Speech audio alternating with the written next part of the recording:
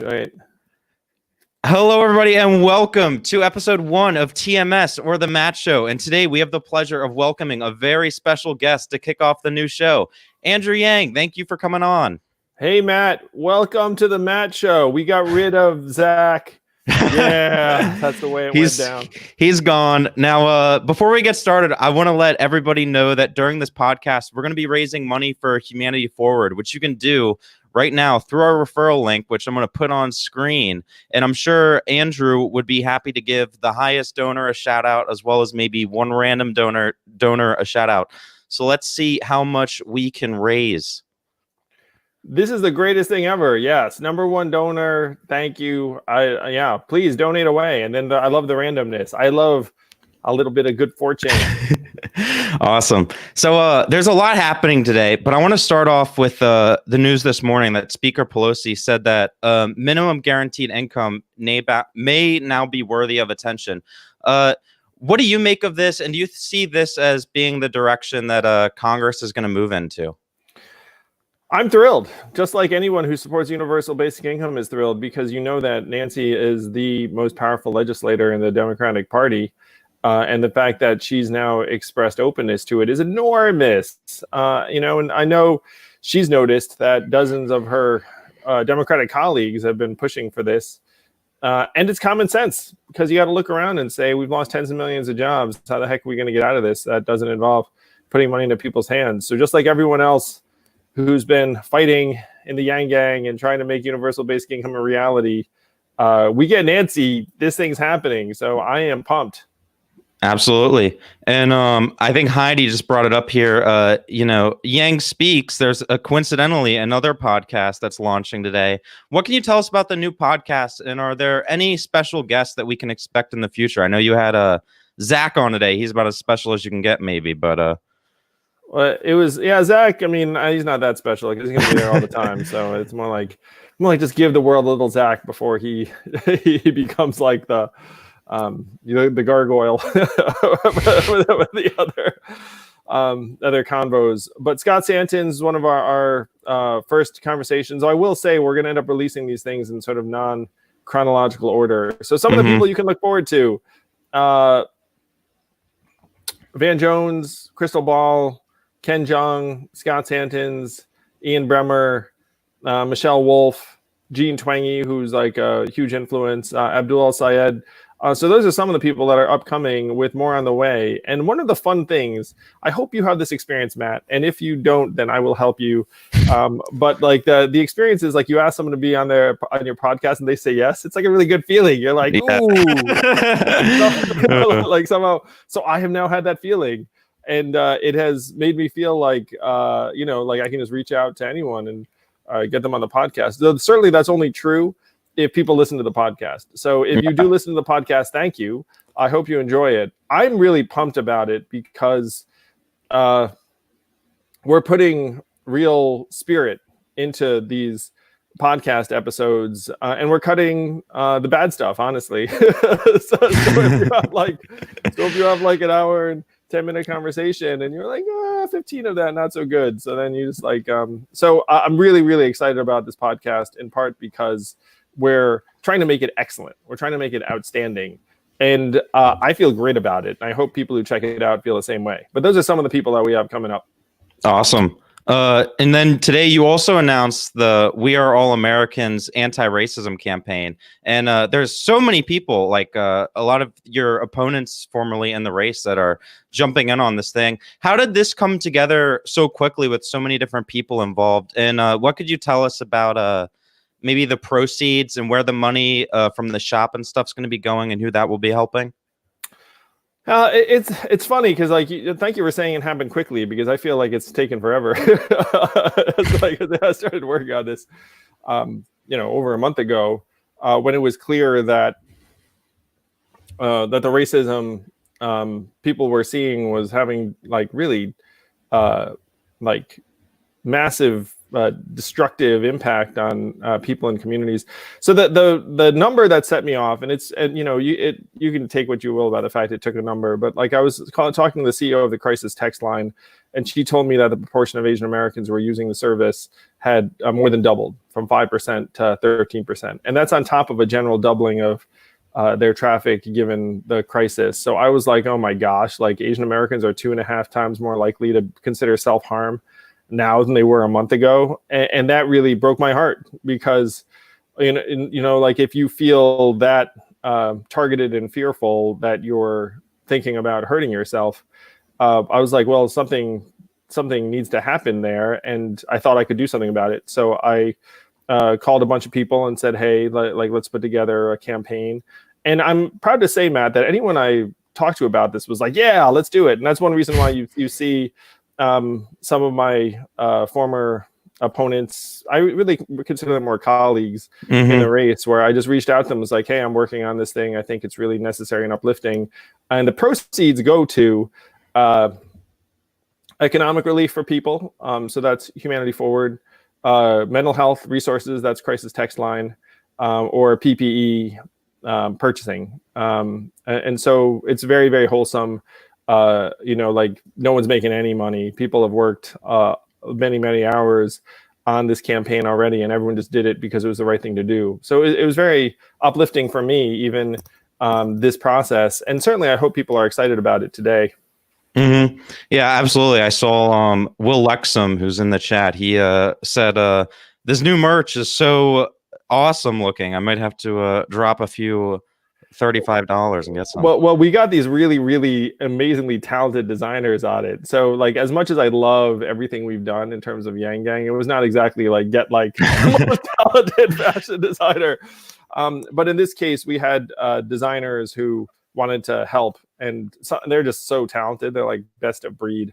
And like talent actually makes a difference when it comes time to, like, certainly if you had me design one of these things, like a total mess. I would have worn it though. It's fine. We all would have too. And I think thanks, Matt. So kind of the theme of all these new projects and initiatives with We Are All Americans. Last week you had Project 100. Of course, there's Humanity Forward. They really demonstrate that you're kind of continuing to follow this path that perhaps began back before you started Venture for America, where you seem to have dedicated your career to helping others. But what I'm curious about is, there maybe like a specific moment that you can maybe pinpoint to in your life where you realized that this was the path you wanted to take? Like, I don't know, like you sometimes have those moments where, something maybe like happens, something specific, and you can maybe look back on it years later and you say, that's the moment where I decided, I was going to start Venture for America, run for president, Oh my gosh. All these there was never a moment where I thought that stuff was going to happen. I'll tell you, like the biggest juncture for me, Matt, was my 5 unhappy months as a corporate lawyer, like doing this really soul-sucking shitty job. And if anyone's doing that job, like, it's fine, like, whatever. But like but I was there and I was like, why the heck am I doing this job? And it's like, oh, it's because they're paying me something. And then I was like, well, this doesn't seem to be making it any better. So and I was young and a little dumb, but like also I didn't have any real life obligations aside from my student loan debt. So I was just like, man, if I don't do something worthwhile now, I'm never going to do something. Or like, it's like, imagine like 10 years later, I'll really be ready to bust out. So I left that job and then started a business that flopped. And I really, like, I on a bone deep, soul deep level, I remember what it's like to be that entrepreneur that just no one gave a shit about. I was in a room with a venture capitalist and I thought, like, oh my gosh, like this person could cut me a 6-figure check and like just change my life. And I'd just be like, nervous to approach him and like the rest of it. Like, I really, really remember that. And I remember the failure. I remember the people that just didn't give a shit that their friend failed, or and other people that really wanted to help. And so, yeah, this stuff just really stuck with me. And I understand the fact that we all have to do what we have to try and, serve multiple ends. And, at that point in my life, it was like, I want to do something positive, but I also need to make a living and try and develop professionally. And so I ended up working at these different startups. And then when, I actually had some success, I was like, all right, let me try and help the younger versions of me that like are trying to do something positive and struggling in that way. And then one thing kind of led to another, because like, you build Venture for America and you're like, well, this isn't going to solve the problem for like 99.8% of them, of the people that have the problem. It's like, how would you solve the problem? Well, you just got to get some money into people's hands. That would help a whole lot. And be like, how do you do that? Run for president. So there's certainly never any like turning point. But I think like the biggest thing was just leaving my soul sucking, shitty corporate law job and then trying to do something positive. And then trying to do something positive just ended up leading to one thing after another, because it's hard. I appreciate what you're doing, Matt. Like I really, every time I saw you on a trail, I was like really just so grateful. I'm grateful to anyone who supported my campaign. I'm grateful to everyone who's just trying to push for something positive that they believe in, because it takes a lot of like courage, spirit, selflessness, and you get disappointed a lot. Just like, it's like I've been disappointed any number of times. But I've also, thanks to people like you, had enough success where now I can actually try and do some good stuff for people. And so it's like the most natural thing in the world for me to like try and help. And so Humanity Forward and All Americans and Project 100. I will also say Project 100, and this was like something where I was talking to the founders of it, because I'm not one of the founders of Project 100. They reached out to me and said, hey, we're trying to give people lots of money. Like, you want to help? And I was like, hell yeah. But what's funny is that on that one, it was gratifying because I was in a position where I could like add value without having to like do everything from like, step one. Like they dragged me in when they were on like step 15 or something. And I was like, hell yeah, I'll try and do step 16, 17 with you. And it's really you and like the Yang Gang that make that possible, where, if I'm in a position where I can help something, great. And then they find me and say, hey, you want to help? I'll be like, heck yes. So it's like a natural outgrowth of the fact that I know how hard it is to do something good. And now that I have the capacity to do good, I just want to do it. And certainly for every bit we do, I'm pissed off that we can't do more. You know what I mean? Like, but I will say that today's a great day because like Nancy Pelosi came out for universal basic income, and so like, like the odds of us like getting that done, and everyone who supported the campaign too. I hope you feel great. It's like people thought we were batshit, and now like everyone's coming on board. So yeah, like I'm really proud of us. Yeah, I think there's definitely like this feeling of kind of you put in so much work and all this effort, and 2 months later, you see the signature policy proposal of the campaign moving on a national level. There's definitely a feeling, I think, of vindication, maybe a little bit. And then, as you say a lot, also, it's kind of like, well, we had to wait for a major global pandemic to actually wake people up to the fact that, we really do need programs like universal basic income. And I'm kind of curious, since the beginning of the outbreak, are there perhaps any new policies that you've thought of that would help during a time like this, or maybe any old policy positions that you've perhaps reconsidered a little bit? Well, certainly the need for most of our policies is just spiked. Absolutely. But now I have some things in mind around trying to make us more pandemic proof or pandemic resistant. So you would want some kind of task force who essentially just get rewarded for trying to stop these things from happening. One of the things that I was joking about in my own head, it was like if you'd tried to bill Fortune 500 companies for like pandemic insurance, like before this pandemic, they would have been like, whatever, I'm not going to like pay you a dime. But now if you were to be like, hey, like you have to pay like a 0.1% pandemic time, people are like, done. Just keep the pandemic from coming. And one of the problems we have in government service is that when the bad thing doesn't happen, none of us are celebrating. None of us is like, yeah, like no asteroid strike today. Like, that's just not the way human beings are wired. And so if you have a government agency or task force that is tasked with keeping the bad thing from happening, just no one notices anything you do unless the bad thing happens, and then it's because you screwed up or like didn't do enough or whatnot. So I was imagining like an agency where essentially like people get bonuses if like nothing bad happened like that time, and then when the outbreak comes up in Wuhan, they're like, oh my gosh, like we gotta like go chase that thing down, like Brad Pitt in World War Z, where like he just like got in and did it instead of just hanging out waiting for it to get to you. So to me, one of the main roles of government has to be trying to safeguard us against low probability but very high impact things like this pandemic. And so I've been thinking about ways to try and create like the right institutional incentives and also get the right teams together to try and safeguard against these kinds of outbreaks.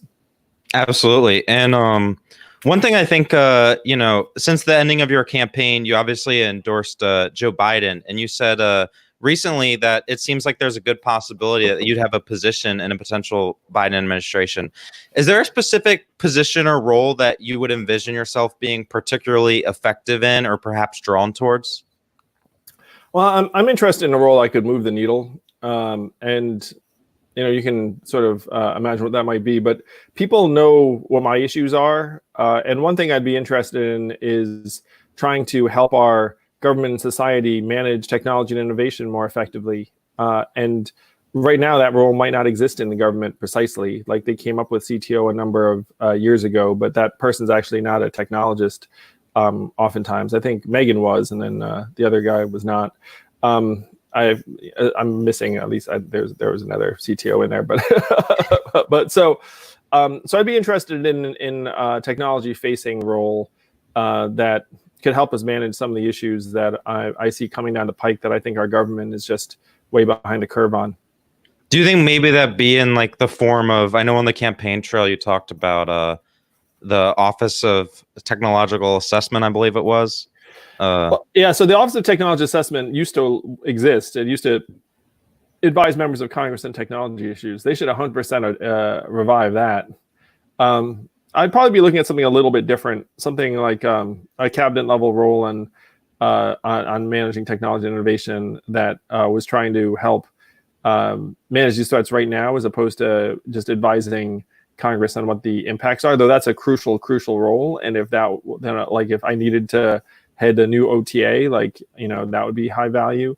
But I'd prefer something a little bit more executive and externally facing, as opposed to purely like analyzing legislative impacts. Though again, that is crucial, and if that was if that was a need and I was the only person who could fill it, I would 100% do that. I mean, I do anything that I think could really help move the needle in a positive way. Absolutely. And I got to ask, you're outside in New York City right now. How is it up there? How are you holding up? It's all right. I mean, I really can't complain. I count myself lucky every day that the family's safe and sound. And I'm in a relatively bucolic area where, I can go for a stroll if I feel like it and not see anyone else. So it's nice. Like in the scheme of things, I can't complain. Yeah. Yeah, I mean, I have friends and family who are in the city, and it seems like we're very lucky because we actually have different rooms you can go to, as opposed to, like if you're in an apartment that has limited rooms available. Mm-hmm. Yeah, and I think with the kind of outbreak ongoing in New York City, obviously universal basic income is moving at the national level, and you've said before that it's, quote, obvious that citywide universal basic income should be implemented in New York. And what I was kind of curious about is if New York City, or really any city out there, was interested in passing a local UBI, how would the implementation and funding of that differ compared to a UBI at the federal level, especially in terms of, your plan was going to be funded mainly by the value added tax and the carbon tax. And just, I'm not sure if like the regulations in terms of, if you live outside the area or you work in the area, how it would all work out. Yeah, Matt, it's one reason why I ran for president, is that it's very hard to do it at a local level. When you do see something like the Stockton trial, it's largely philanthropically funded. and then you take a defined subset of people and give them money. And obviously, I'm all for that. Humanity Forward is working on something like that. So I'm all for giving people money in a localized, targeted way. But you hit the nail on the head, which is like if even a town like Danbury, Connecticut said like, hey, everyone in Danbury gets, $500, then you know what everyone would do? Just move to Danbury. If you were like anywhere near Danbury, you know what I mean? Being like, and a lot of cities and states don't have the resources to do it meaningfully. A lot of states have balanced budget amendments that would make it impossible to run a deficit. So if I were hypothetically like mayor of a town and I wanted to run universal basic income trials, I would need to try and take a little bit of my budget and say like, hey, you want to do this? And then I would get philanthropic support on top of it. That's what really awesome enterprising mayors are doing. But it's not realistic just to say every resident of New York City gets like a certain amount of money because a lot of people would move to New York in that circumstance. Yeah, it'd certainly be harder than on a national level, which is kind of, when you think about it, it's usually not how things work in government. I know it's one reason why people were like, "What are you doing running for president? Why don't you run for a city councilor or something?" And I'm like, because I'm trying to like pass universal basic income, and it'd be like totally impossible if you're a city council person or whatever bullshit you're advising.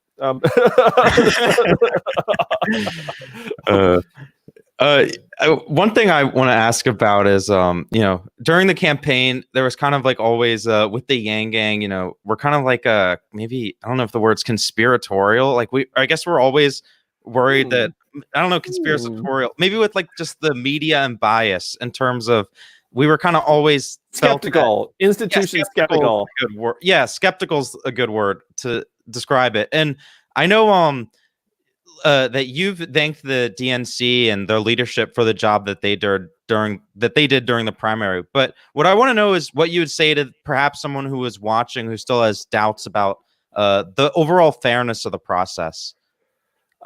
Well, first, I just want to thank you, and I appreciate the passionate support. And I think there were times where the process was not exactly like in our favor. That is for sure. Well, what I would say is that like institutions consist of people. Institutions have blind spots and problems. People have blind spots and problems. The people change sometimes. Like, for example, like if you were pissed off at the fact that DNC did Bernie dirty, which it clearly did, and if you were a Bernie supporter, as I was, then you'd be like pretty ticked off about it. But they like purged everyone who was there at that time, and then they brought in some new people. And then these new people, like made decisions. Some of them you agree with, some which you disagree with. But one of the strange things that happened is like, if you're me and you end up like, having multiple conversations with like Seema or Tom or whomever, then you do start to get the sense that it's like, hey, they don't have as much like discretion and power as you might think that they do. And sometimes they're making decisions that seem like off base in a particular way. But then when you talk to them, you might still think the decision's off base, but you actually realize that they didn't have some kind of malevolent agenda. It's just like they made a decision that like, you're just like, well, I didn't agree with that decision. So I think all of those things are true, honestly. And if you're a supporter of mine who is like, hey, these people are shafting us, I appreciate it. I think sometimes we did get shafted.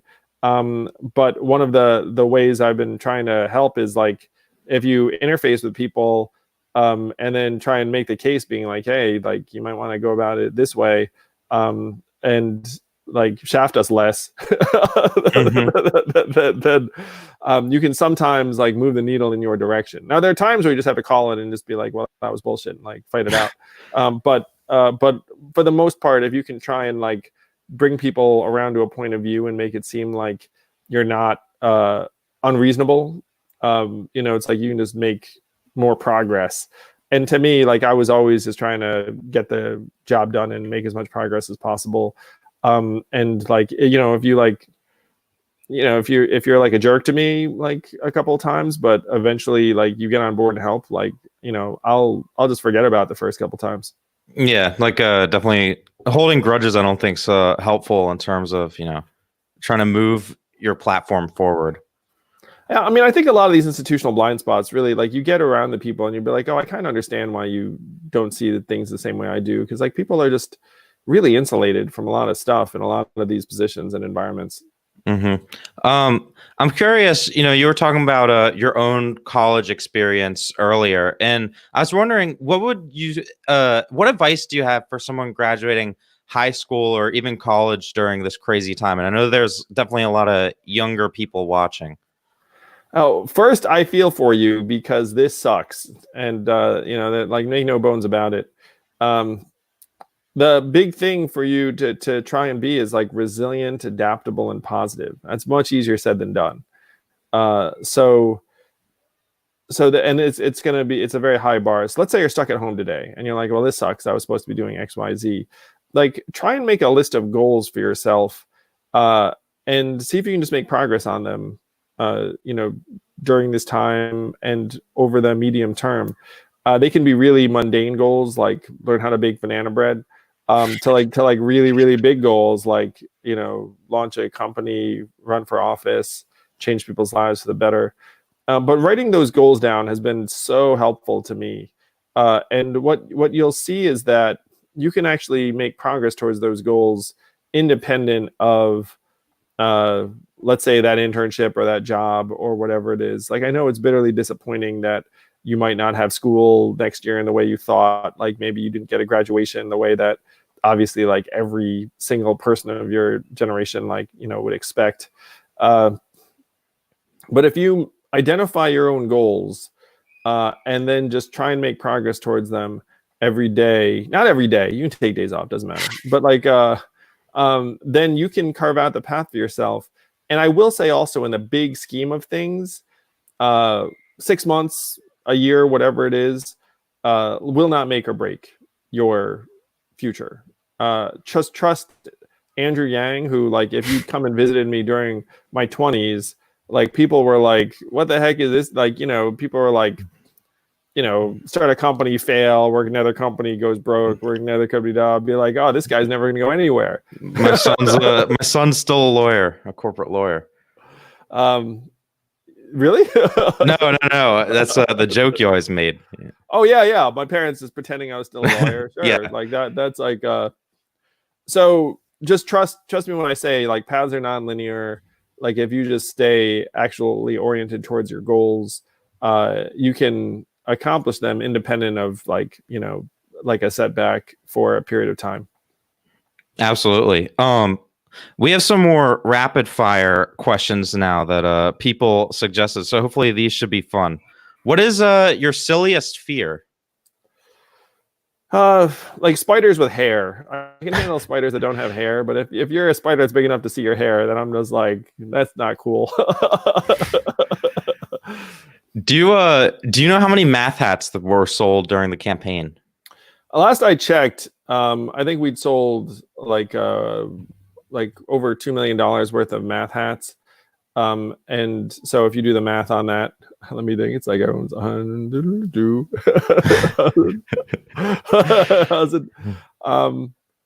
Man, maybe someone in the chat who's good at math could come up with it. So I think that's something like, maybe like 60,000 hats would be like 2 million or so, I think. So something in excess of that. So it's probably well over that. I want to say it's like over, I would guess, like, because I'm thinking about it, we had 420,000 donors. Merch counts as a donor, but I know some people like to buy multiple hats. So then if you assume that, let's say 100,000 of those 420,000 bought a math hat, but then some bought multiples, you probably wind up with something like a couple 100,000 math hats. Wow. I guess. That's incredible. I gotta ask this question because Silverwolf25, he's been begging me to ask you this for the past few weeks. He wants to know, what brand of shirts do you wear? Because he really likes the color, and he's curious where he can get some. Wow. So this is a funny question because, like, at some point in the campaign, Zach Grauman said, "Yo, like, we're gonna get you some shirts." So he bought, I think out of his own pocket, he bought shirts from Suit Supply. So that's what this shade of blue is. And this is a shirt I wore to the debates too. Not this particular one, maybe because I now bought like several of the same shirt. But Suit Supply. So it's not like, backbreakingly expensive, but it's not cheap. It's like somewhere in like, in the middle, I think. You have to look at, someone's calling me right now. I mean, someone's gonna yell at me about this, but yeah, Suit Supply. Suit Supply. And they're gonna yell at me, be like, maybe I'm like got myself into trouble. No, I didn't. In one sentence, how would you describe the internet? In one sentence, geez. Yeah, you can maybe go anywhere with this, like culturally, just from what the internet actually is. I would say humanity unleashed. I like that. Here's a question. In 40 years, what will people be nostalgic for? Oh, wow. Geez. I mean, so I'm 45 now. What am I nostalgic for? I'm nostalgic for all sorts of things. So what will we be nostalgic for 40 years from now? Driving your own car. That's a good one too. I think I'll be nostalgic for that one. I like driving. One of the maybe the few people does. I mean, I like driving too. What have you seen Tiger King on Netflix? Yes, I have. What were your thoughts? Also humanity unleashed. Tiger King was the internet. It made me think because like I felt for the animals, really. Yeah, absolutely. That show was insane. What speaking, I guess maybe of animals. I felt for the people too. I felt for the people too, yeah. What mythical creature do you think would most improve the world if it existed? I guess a genie. Genie, because then you can make your wishes come true. As long as the right person got a hold of that lamp, they make some good wishes, and then even if someone screwed it up, then someone else would get the lamp. Eventually, you'd find a good person. And then I know what I'd wish for. Universal basic income for everybody. Yes. Deliver that day. That's wish one. Our last question, these rapid fire questions. Are you a good cook? I am not a good cook.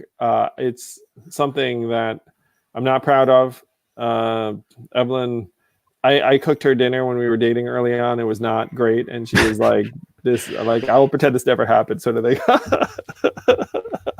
Well, so when I was a guy, I'm still a guy, but when I was like a guy living alone, I would be very Spartan, where I would just just sort of protein drinks, like yogurt, like whatever the heck. It was not like So my roommate at the time was like looking at me, just being like because like the kitchen would be so unutilized on my side. It would just be like just whatever was the simplest thing. So I never become much of a cook, and it's something that I'm not proud of, and I'm grateful to Evelyn.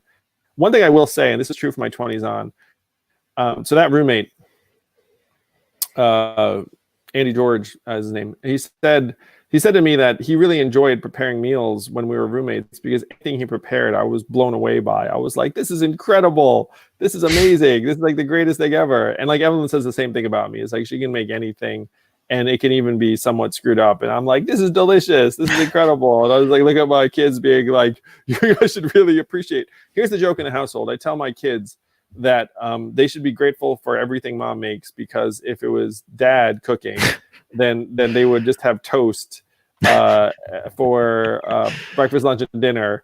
And I'd be like, for breakfast, it's butter toast. For lunch, it's like peanut butter and jelly toast. And so I was like, so anytime you're eating anything better than toast, you should really, really thank your mom. Yeah, certainly. I think a lot of moms watching this can maybe empathize with that. So while I'm not a great cook, I make up for it by being very, very non-finicky and easy to please. Yeah, that's certainly a positive. I wash dishes and anything associated, anything I can do around the kitchen, I just jump on because I figure it's like the least I can do. Yeah, certainly. I also I chop things sometimes, you know, anything someone tasks me with. We have 2 shout outs, it looks like, to give. There was a bunch of people who donated, but the largest donor was Darla, who donated $100. And let me just randomly scroll through. It looks like Darla. George with the $25 donation. That'll be our random one. Thank you, George. Thank you, Darla. 4 times as much as George. Just kidding. Love you too, George. But thank everyone for donating it, and thank you, Matt. Anything I can do to support Matt. Next time I'll come back on. I'll do this again with you, and I'll promote it more. Just today, today was sort of like today was not a day I could really like, but I now commit to coming back on, and I'll promote it, and hopefully people will tune in then. That would be awesome. I'd really appreciate it, and I look forward to when you run again, so I can get back to stalking your campaign. That's the least I can do, because everyone who's watching this, like, I would see Matt. Obviously, you know this if you're like a big follower of the Zach and Matt show, but like I would see Matt like film events like every time, just so indefatigable, so positive, so awesome. So really grateful to you, Matt. Anything I can do to help. And thank you everyone who supports the Matt Show, because the Matt Show is awesome. Andrew Yang says the Matt Show is awesome, and I will be back all the time. Awesome. We really appreciate your time today. Stay safe out there. Appreciate the heck out of you. Stay safe, everyone. Love you all. Thank you, Yang Gang. Thank you.